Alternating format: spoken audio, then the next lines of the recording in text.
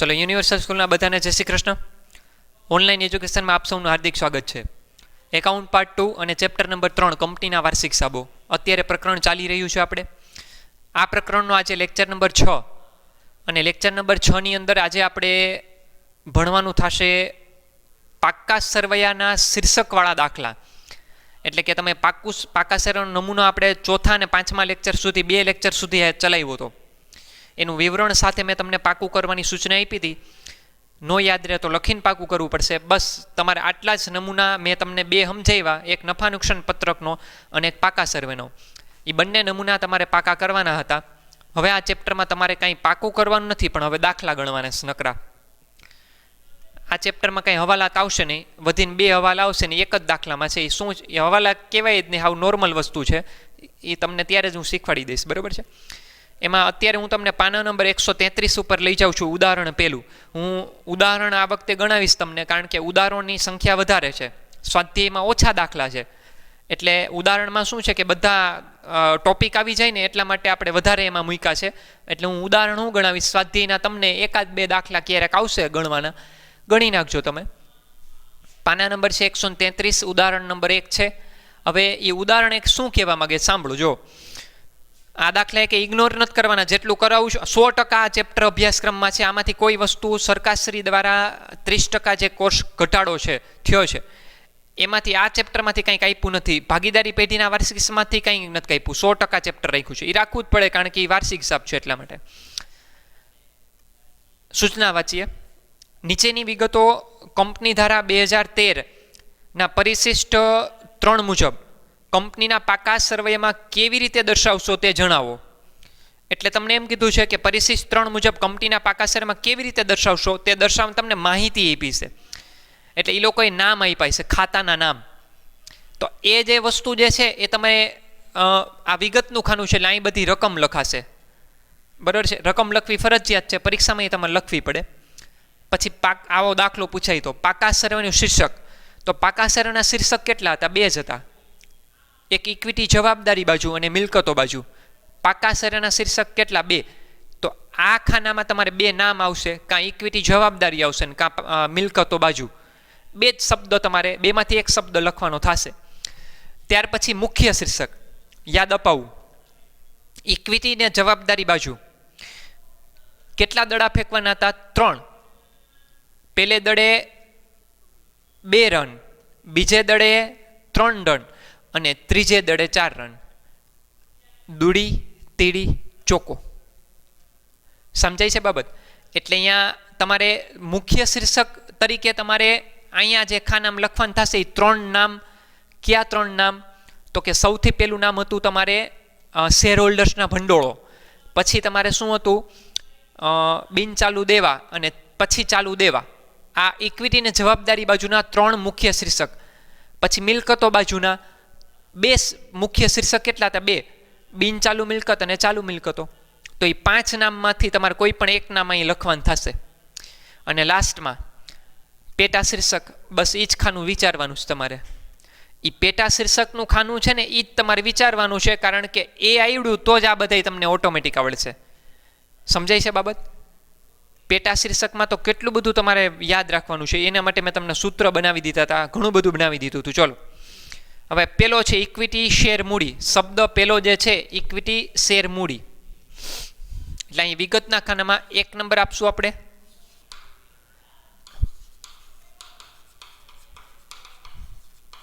હા, એક કહેતા ભૂલી ગયો કે આ જે ખાના જે છે ને એ ચારેય તમારે પાનામાં એક સરખા રાખવા. એક સરખા ભાગ પડે ને એવી રીતે આ 4 ખાના દોરી નાખવાના. 4 ખાનાની જરૂર પડશે તમારે, બરાબર છે. ફરીથી એડિંગ કહી દઉં છું. પેલું ખાનું વિગત, એટલે તમને જે રકમ આપી છે એ શબ્દો અહીં લખવાનું થાય. પછી પાકા સર્વેનું શીર્ષક, મુખ્ય શીર્ષક અને લાસ્ટમાં છે પેટા શીર્ષક. ઉદાહરણ 1 ભણી રહ્યા છીએ, ઇક્વિટી શેર મૂડી. હવે એ તો નામ ઉપરથી જ ખબર પડી જાય. શેર મૂડી છે એ ઇક્વિટી દેવા બાજુ જ આવશે. એટલે પાકા સર્વેનું શીર્ષક ઇક્વિટી અને જવાબદારી, રાઈટ. મુખ્ય શીર્ષકમાં કોણ આવે? તો કે શેર હોલ્ડર્સના ભંડોળો. 2 લીટી જોઈ 2 લીટી વાપરવી ખરવા, બરાબર છે, કંજુસાઈ ન કરતા. શેર હોલ્ડર્સના ભંડોળો બહુવચન લખો અથવા તો ભંડોળ બે ચાલશે. પેટા શીર્ષક, હવે પેટા શીર્ષકમાં બે શીર્ષક હતા. શેર હોલ્ડર્સના ભંડોળમાં કોણ કોણ હતું? બે. અહીંયા 2 રન છે ને, પેલું જ શીર્ષક શેર હોલ્ડર્સના ભંડોળો. પેલો દડો ફેંકો એટલે 2 રન આવશે તમારે. એમાં કોણ કોણ હતા? અહીંયા શેર મૂડી અને અનામત અને વધારો, બે ટોપિક હતા. શેર મૂડી, અનામત અને વધારો. એટલે ઇક્વિટી, શેર મૂડી, પેલો શબ્દ જે છે એ શેર હોલ્ડર્સના ભંડોળો, એનું મુખ્ય શીર્ષક. મુખ્ય શીર્ષકમાં પેટા શીર્ષક કોણ હતું? તો કે શેર મૂડી.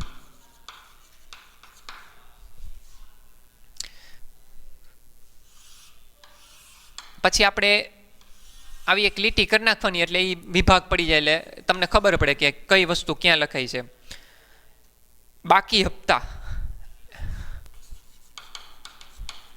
હવે આ બાકી હપ્તા જે છે ને એ કલર પેનથી લખવો હોય ને તો કલર પેનથી લખજો, અને કાં ફૂદડી કરી રાખજો. વેરી મોસ્ટ ઇમ્પોર્ટન્ટ વસ્તુ છે આખા ચેપ્ટરમાં. આ બાકી હપ્તા ટોપિક જે છે ને ખરેખર દાખલામાં, જ્યારે હું દાખલા અત્યારે દાખલા નથી ગણતા આપણે, આ તો વિવરણ જે છે ને આપણે નફા નુકસાનના પત્રકવાળા એ દાખલા ગણાતા એવા, બરાબર છે. તો એવી રીતે આ પાકા શેર એને વધારે છે દાખલા. પણ આ જે બાકી હપ્તા એટલે મળવાના બાકી હપ્તા, તો બાકી હપ્તા જે છે ને એ ક્યાંય આખા ચેપ્ટરની અંદર દાખલા ગણશો ને ત્યારે ક્યાંય નહીં આવે. તોય હમણાં લાસ્ટ ટાઈમ જ્યારે માર્ચ 2020ની પરીક્ષા લેવાની, ત્યારે માર્ચ 2020માં મળવાના બાકી હપ્તા એમાં શબ્દ મૂકવામાં આવ્યો હતો. તો આ જે મળવાના બાકી હપ્તા છે એ કેવી રીતે ને ક્યાં લખાય? જો બીજો ટોપિક છે, રકમ છે પાના નંબર 133 ઉપર, મળવાના બાકી હપ્તા એને તમારે કેવી રીતે દર્શાવાય, મેં તમને જ્યારે નમૂનો ભણાવ્યો હતો પાકા શેરનો પહેલે જ દિવસે ચોથા લેક્ચરમાં, તો એમાં ઇક્વિટીની જવાબદારી બાજુ જ્યારે ભણાવતો હતો ને ત્યારે મેં તમને શેર મૂડીનું ટાઇટલમાં એમાં બાકી હપ્તા એવો શબ્દ આવ્યો હતો, ઘાટા અક્ષરે લખેલું હતું. તો એ શેર મૂડીમાંથી બાદ કરવાના છે તમારે, એવું મેં તમને કીધેલું હતું, રાઈટ. તો આપણે ઇક્વિટીને જવાબદારી બાજુ જ આવશે. વિવરણ જોવું હોય તો જોઈ લેજો. ઇક્વિટી અને જવાબદારી બાજુ, શેર હોલ્ડર્સના ભંડોળો, ટાઇટલ ઈ જ રહેશે.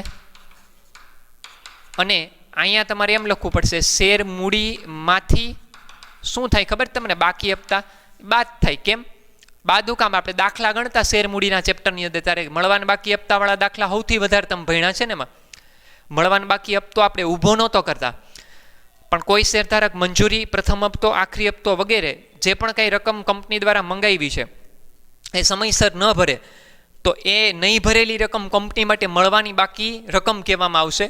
અને એ આપણે મળે ને જ્યારે પૈસા બેંક ખાતે ઉતાર, માનો કે મંજૂરીની રકમ કોઈ ન દીધી હોય તો બેંક ખાતે ઉતાર તે ઇક્વિટી શેર મંજૂરી ખાતે જમા, એમ આમ નોંધ કરતા આપણે.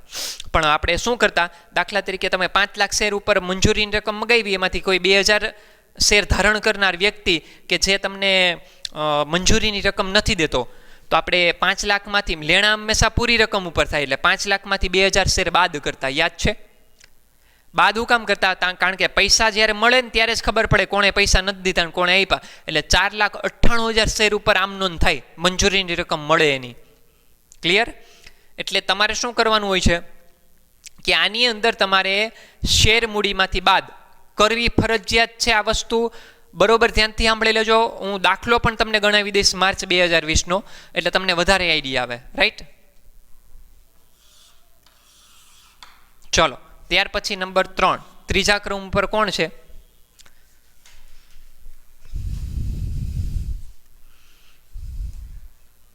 એક જ મિનિટ. ચલો, ક્રમ નંબર 3, ત્રીજા ક્રમ ઉપર તમારે જે છે શેર જપ્તી ખાતું છે. આ ટોપિક શીખવા જેવો છે, શીખી લેજો. શેર જપ્તી ખાતું. તો શેર જપ્તી ખાતું પણ ઇક્વિટી અને જવાબદારી બાજુ જ તમારે લખાશે, પણ કેવી રીતે લખાય ચર્ચા કરી આપણે.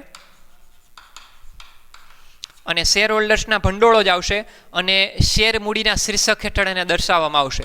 તમારે જોવું હોય જોઈ લ્યો. જે પાના ઉપર પાકા શેરનો નમૂનો પૂરો થાય છે ને એ જ પાના ઉપર તમારે એનું વિવરણ ચાલુ થાય છે. એમાં શેર મૂડીનું આખું ફોર્મેટ આપ્યું છે. એટલું બધું તમારે ભણવામાં નહીં આવે, પણ આવું બધું તો યાદ રાખવું પડશે. આ બાકી હપ્તા, શેર જપ્તીનું ખાતું, શેર હોલ્ડર્સના ભંડોળોમાં અને શેર મૂડીના શીર્ષક હેઠળ એને દર્શાવવામાં આવશે. કયા શીર્ષક હેઠળ? શેર જપ્તીનું ખાતું, શેર મૂડીના શીર્ષક હેઠળ. ચલો, ક્રમ નંબર છે 4, અગાઉથી મળેલ હપ્તા.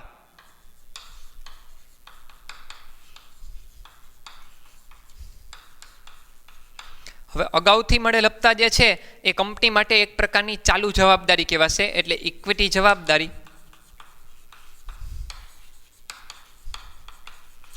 ઇક્વિટી એના જવાબદારીના શીર્ષક પાકા શેરનું શીર્ષક કયું? ઇક્વિટી એના જવાબદારી. હવે આપણે કેવી રીતે આને આ બે ખાના કેવી રીતે યાદ રાખવા?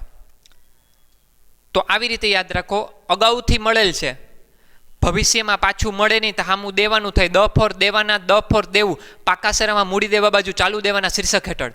યાદ આવ્યું? ક્યાંથી બોલ્યો? આપણે ભાગીદારી પેઢીના વાર્ષિક હિસાબ ભણતા ને ત્યારે આમ યાદ રખાવ્યા હતા વસ્તુ. અગાઉથી મળેલ હપ્તા એટલે અગાઉથી મળેલ છે, ભવિષ્યમાં પાછા ન મળે, સામું દેવાનું થાય. દ ફોર દેવાના ને દ ફોર દેવું, પાકા શેરામાં મૂડી દેવા બાજુ ચાલુ દેવાના શીર્ષક હેઠળ. સમજાય છે બાબત? એમ યાદ રાખ્યું હતું. એટલે ચાલુ દેવું જે છે ને એ શીર્ષક અહીંયા તમારે લાગુ પડે. કોણ? મુખ્ય શીર્ષકમાં ચાલુ દેવા અથવા તો ચાલુ જવાબદારી. શેર હોલ્ડર્સના ભંડોળો, બિન ચાલુ જવાબદારી અને ચાલુ જવાબદારી. હવે ચાલુ જવાબદારીમાં પેટા શીર્ષકમાં કોણ આવશે? તો કે ટુ વે ચાટુ. યાદ આવ્યું? એમાં 4 ટોપિક છે. ટુ એટલે ટૂંકા ગાળાના ઉછીના નાણાં, વે એટલે વેપારી દેવા, ચા એટલે અન્ય ચાલુ જવાબદારી, અને ટુ એટલે ટૂંકા ગાળાની જોગવાઈઓ. એમાં અન્ય ચાલુ જવાબદારીમાં આ શબ્દ આવશે, અન્ય ચાલુ જવાબદારી તરીકે એને દર્શાવવામાં આવશે. કોને? તો કે અગાઉથી મળેલ હપ્તા. તમારે જોવું હોય તો જોઈ લ્યો. આ નમૂના પાકા કરશો તો જ આ આવડશે, નકર એ કંઈ નહીં આવડે કંઈ. એ ધ્યાન રાખજો. 5 નંબર. 5 નંબર ઉપર કોણ છે? જામીનગીરી પ્રીમિયમ. આનું આખું નામ શું હતું? જામીનગીરી પ્રીમિયમ અનામત. આપણે આખું નામ જ લખ્યું હતું 2 ચેપ્ટરમાં, શેર મૂડીને ડિબેન્ચરના ચેપ્ટરમાં. અનામત શબ્દ છે તો અનામત અને વધારો શીર્ષક હેઠળ તમારે લખવાનું થાય. આ છેલ્લું ખાનું હું બોલી ગયો સીધું, બરાબર છે? તો અનામત અને વધારો શબ્દ જે છે એ શેર હોલ્ડરના ભંડોળોમાં આવે, એટલે એનથી આગળ, અને એનથી આગળ બોલું તો ઇક્વિટી જવાબદારી બાજુ.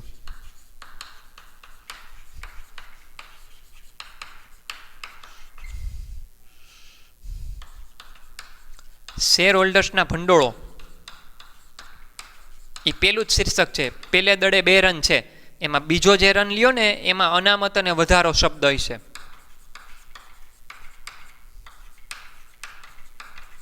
આ પેટા શીર્ષક અનામત અને વધારાના શીર્ષક હેઠળ જામીનગીરી પ્રીમિયમ અનામતને લખવામાં આવે છે. ત્યાર પછી છે સામાન્ય અનામત, 6 નંબર. હવે એમને ખબર પડી જાય, અનામત શબ્દ છે એટલે અહીંયા જ આવે ને બધું. એ જ જવાબ આવશે. પાછો હું બોલતો નથી. હવે ઉપર લખો એ જ જવાબ.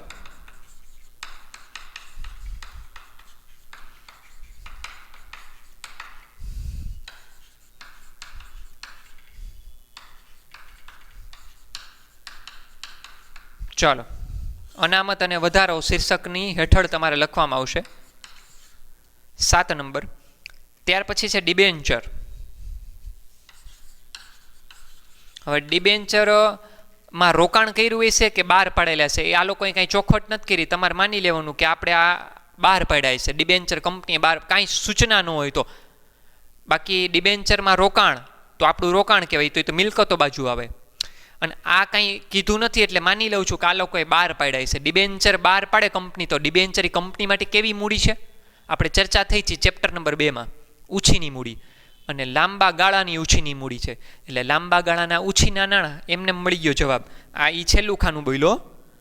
તો એની પહેલાં આપણે જવું હોય તો બિન ચાલુ જવાબદારી આવે, અને એની પહેલાં જવું હોય તો ઇક્વિટી જવાબદારી.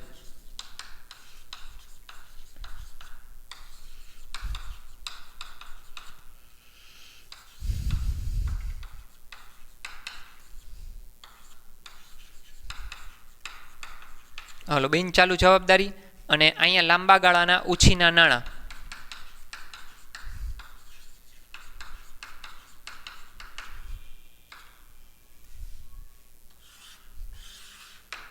ચાલો નેક્સ્ટ ટોપિક, 8મો ટોપિક શું છે? નંબર 8 લેણદારો શબ્દ છે. હાલો, લેણદારો ઇક્વિટી જવાબદારી બાજુ આવે, ધંધાનું દેવું છે એ તો ખબર પડે ને. લેણદારનું બીજું નામ વેપારી, વેપારીનું ત્રીજું નામ દેવું. તો આ ત્રણેય શબ્દો જે છે એ ધંધાની ચાલુ જવાબદારી છે, આપણે લખતા જ. ભાગીદારી પેઢીના વાર્ષિક હિસાબમાં યાદ લખતા ચાલુ જવાબદારીમાં. હમણાં જ બોલ્યો ચાલુ જવાબદારીમાં આવશે ખરા, પણ ટુ વે ચાટું. વે એટલે વેપારી દેવા. વેપારી દેવામાં કોણ કોણ સમાવેશ થાય? બે, લેણદાર અને દેવી હુંડીનો સરવાળો કરો એટલે વેપારી દેવા મળે તમને. હલો, ઇક્વિટીની જવાબદારી બાજુ.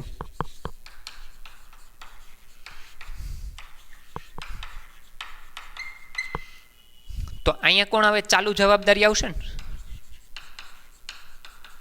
અને અહીં બાજુમાં તમારે લખવું પડશે વેપારી દેવા. પેટા શીર્ષક વેપારી દેવા. ક્લિયર? હલો, 9 નંબર આ બાજુ લખું છું. હવે ક્રમ નંબર 9 ઉપર તમારે છે નફા નુકસાનના પત્રકની ખોટ. શીખવા જેવો ટોપિક, મેં સમજાવ્યું હતું તમને.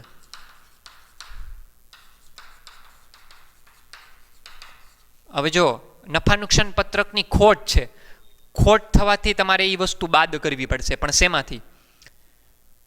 શેમાંથી બાદ કરવી પડશે? તો કે ઇક્વિટી જવાબદારી બાજુ. શેર હોલ્ડર્સના ભંડોળો યાદ કરો. અનામત અને વધારાનું શીર્ષકમાં તો કેટલું બધું લાંબુ ફોર્મેટ હતું. કેટલી અનામતો એમાં નાખી હતી. એમાં નફા નુકસાન ખાતાનો નફા નુકસાન પત્રકનો વધારોય હતો અને ઘટાડો પણ હતો. નફા નુકસાન પત્રકનો ઘટાડો એટલે ખોટ. અને ખોટને એ લોકોએ કાઉન્સમાં લખી છે. જોવું જ જોઈ આવો વિવરણમાં, અત્યારે જ જોઈ આવો. સમજાય છે બાબત? એ લોકોએ કાઉન્સમાં કોઈ વસ્તુ કાઉન્સમાં રકમ લખો એટલે મતલબ શું? એ માઇનસ થાય. ખોટ થવાથી નફામાં શું થાય? ઘટાડો થાય. બરાબર, ખોટ થઈ છે એટલે તમારી રકમ જે છે એ ઘટે. એટલે તમારે ઇક્વિટીને ક્રમ નંબર કેટલામો છે? 9મો છે ને? ઓકે. એટલે શેર હોલ્ડર્સના ભંડોળોમાં તમારે અનામત અને વધારાના શીર્ષકમાં બાકીઓ જે છે ને એ સરવાળામાંથી બાદ થાય તમારે. એટલે ઇક્વિટી જવાબદારી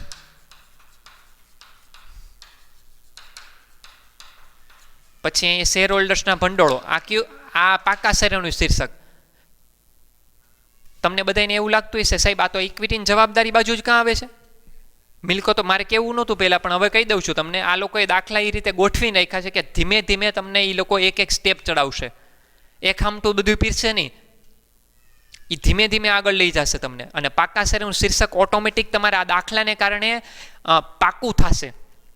એટલે જ આવા દાખલા મૂક્યા છે. અત્યાર સુધી પૂછાણા નથી આવા દાખલા, પણ આ વર્ષે શક્યતા પૂરેપૂરી છે. આ બધા હેલા દાખલા. આ પૂછાય તો રોકડિયા માર્કે. દાખલા તરીકે 11 માર્કમાં પૂછાય તો આવી 22 એન્ટ્રી પૂછે તમને. સમજાય છે બાબત? એટલે 11 દૂન 22 ટીક પડે. બરાબર? એટલે અહીં શેર હોલ્ડર્સના ભંડોળો આવશે.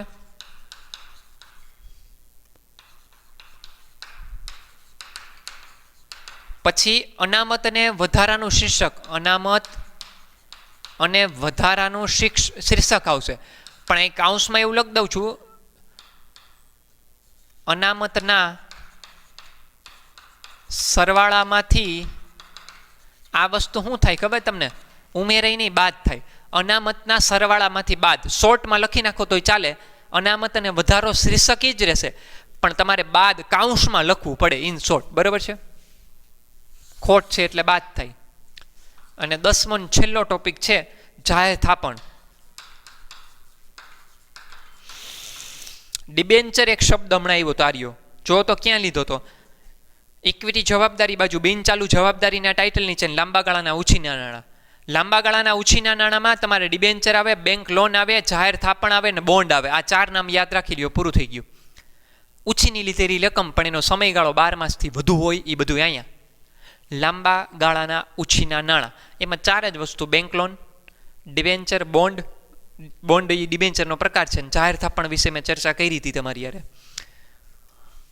એટલે ઇક્વિટી જવાબદારી બાજુ મુખ્ય શીર્ષક કયું આવશે? બિન ચાલુ જવાબદારી. અને લાસ્ટમાં લાંબા ગાળાના ઉછીના નાણાં.